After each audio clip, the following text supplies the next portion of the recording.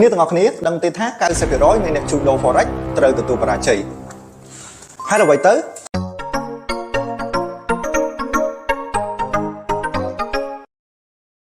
ព្រោះពួកគេមិនចេះគ្រប់គ្រងហានិភ័យសួស្តីអ្នកទាំងអស់គ្នាការគ្រប់គ្រងហានិភ័យគឺជាគន្លឹះសំខាន់បំផុតក្នុងការជួញដូរ Forex ថ្ងៃនេះយើងនឹងបង្ហាញពីរបៀបគ្រប់គ្រងហានិភ័យឲ្យដោយអ្នកជំនាញដើម្បីកុំឲ្យបងប្អូនទាំងអស់គ្នាខ្លាចជាអ្នកបរាជ័យក្នុងចំណោម 90% នោះត្រៀមខ្លួនឬនៅតោះចាប់ផ្ដើមទី1កំណត់ការខាត់បងមិនឲ្យលើសពី 1% នៃដើមទុនឧទាហរណ៍អ្នកមាន$1000អ្នកទាំងអស់គ្នាគួរតែចូលទីផ្សារម្ដងកុំឲ្យខាត់បងលើសពី$10ទី2ប្រើ stop loss ជានិច្ច stop loss គឺជាឧបករណ៍ការពារដើមទុនរបស់អ្នកវាជួយឲ្យអ្នកចាក់ចេញពីទីផ្សារដោយខាត់បងតិចបំផុតទី3កុំចូលជួញដូរម្ដងដោយប្រើដើមទុនធំពេកត្រូវចងចាំថាកុំចូលទីផ្សារម្ដងឲ្យលើសពី 2% ដើម្បីធានាសុវត្ថិភាពដើមទុនរបស់អ្នកទាំងអស់គ្នាតោះមកមើលឧទាហរណ៍ជាក់ស្ដែងឧបមាថាអ្នកចង់ជួញដូរប្រាក់រ៉ូជាមួយ$អ្នកកំណត់រិះ$10ហើយកំណត់ stop loss 50 pip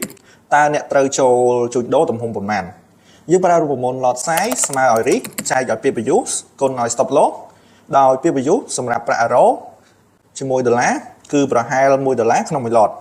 ដូច្នេះ lot size ស្មើ$10ចែកឲ្យ$1គុណឲ្យ50 pip ស្មើ 0.02 lot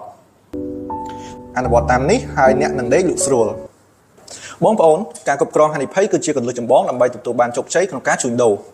ហើយកុំភ្លេចប្រើឧបករណ៍ដូចជា take profit និង risk reward ratio ផងត្រូវចងចាំថាកុំគិតតែពីអ្វីដែលអ្នករកបានអ្នកគួរតែគិតអ្វីដែលអ្នកអាចរក្សាទុកបានបងប្អូនទាំងអស់គ្នាការគ្រប់គ្រងហានិភ័យគឺជាគន្លឹះសំខាន់បំផុតក្នុងការជួញដូរ Forex កំណត់ការខាត់បងកុំឲ្យលើសពី 1% និងប្រើ stop loss ហើយគណនា lot size ឲ្យបានត្រឹមត្រូវចាប់ផ្ដើមអនុវត្តវាឲ្យលើនេះហើយអ្នកនឹងឃើញភាពខុសគ្នារវាងការជួញដូររបស់អ្នក